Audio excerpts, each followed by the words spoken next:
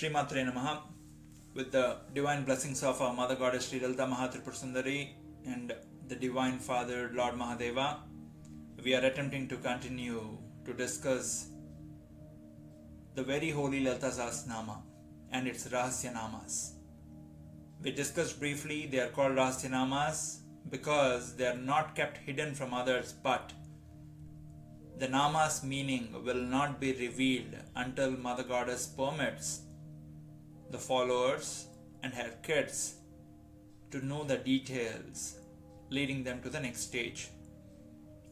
I've been attempting to discuss these namas for a while now, but never did I mention about this Rahasya namas, because today's nama, Shudda Vidyankuraakaara Dwijapankti DwaiYojVa, talks about Shudda Vidya, Vidyankuraakaara.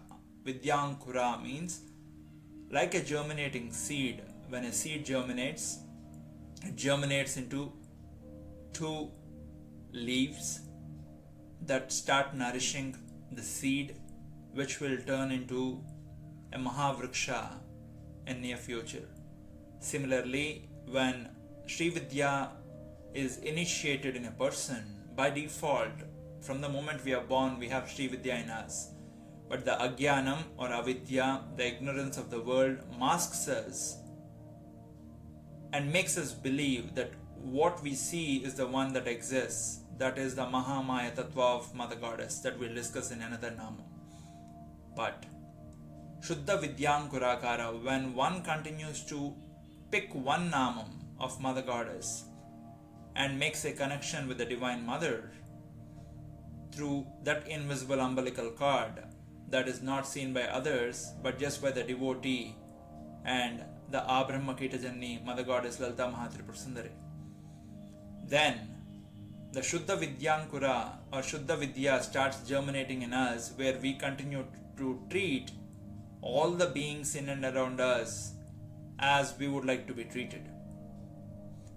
The moment that germination starts, it's very, very easier said than done.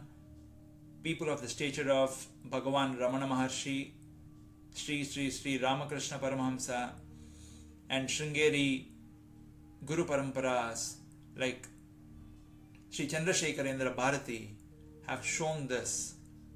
It's not as easy to live through those principles as it is to discuss about them. In one instance, taking the Shuddha Vidya further,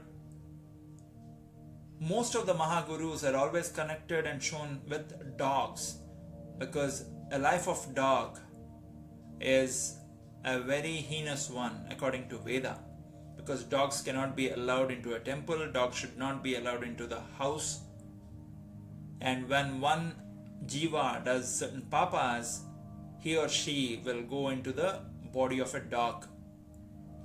But if you look at any gods like Dattatreya, he is surrounded by dogs. In the earlier story of Bhagavan Ramana Maharshi, we discussed about he being licked by a disease-ridden, foul-smelling dog. In this story of Sri Chandrasekhara Bharati of Sringeri Peetam, we will discuss another story that is connected with the Guru and a black dog.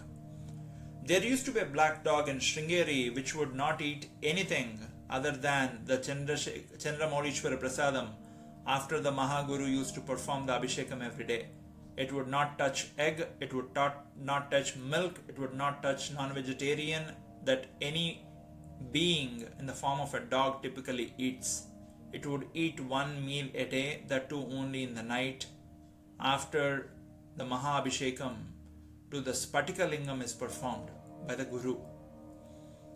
And this continued for almost 10 years. Wherever the Guru would go, the dog would always walk under his palanquin. It would never look at anyone. It would not make any sounds that a dog would do normally. One day when the Guru was in Vijayatra, a young kid pelted a stone at the dog, and the dog did not attack him but wanted to scare him away. So he barked bow at that kid. And that very moment, the Holy Guru, Chandrasekhara Bharati, looked at the dog, and the dog also looked at him. In between, all the officials of the Matha came, took the dog away by covering its eyes, and they drove back about 40 kilometers and left the dog in the jungle and started returning back. Even before they returned, the dog came running to the Guru and started following the Guru wherever he would go. But from that day, it didn't even accept that one meal because it knew by barking at the boy, it offended its Guru, who was Sri Chandrasekhara Bharati. And for 40 days, it did not touch even a drop of water. Nobody saw it eating any prasad. On the 41st day, when the Guru came out after the Mahabhisheka, the dog went and bowed down at the feet of the Guru and just passed away. And many devotees who were surrounding the Guru have seen a divine light start its journey from the body of the dog, went around the Guru and just disappeared in the sky. Then the Guru said, this was a great devotee in the previous life from the untouchable class who was never allowed close to me. He sacrificed his life to spend his next janma closer to me. Since he sacrificed his life, unnaturally he had to take the birth of a dog. But his devotion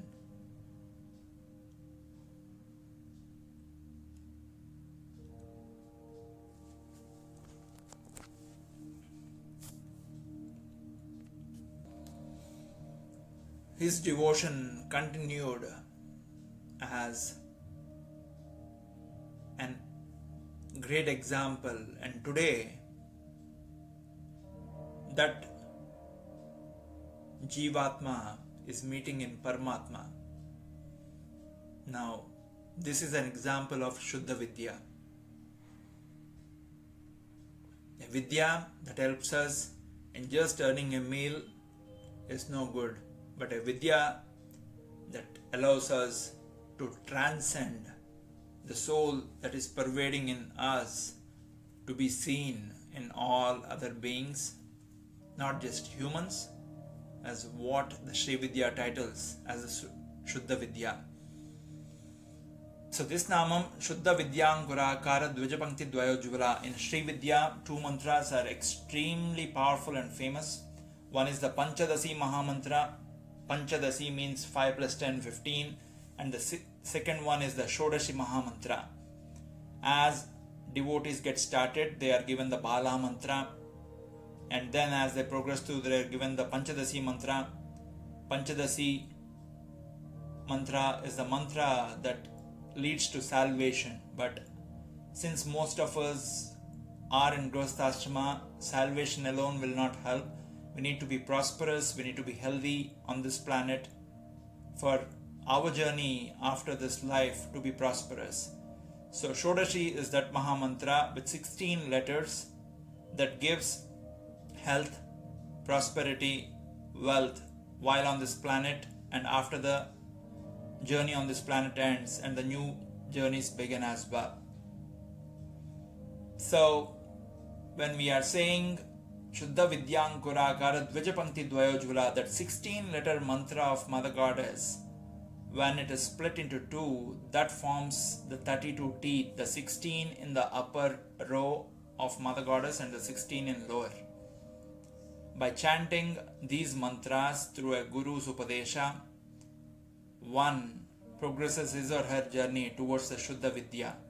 These Vidyas, no matter how many books they are read from, will not necessarily lead to a result and an effect.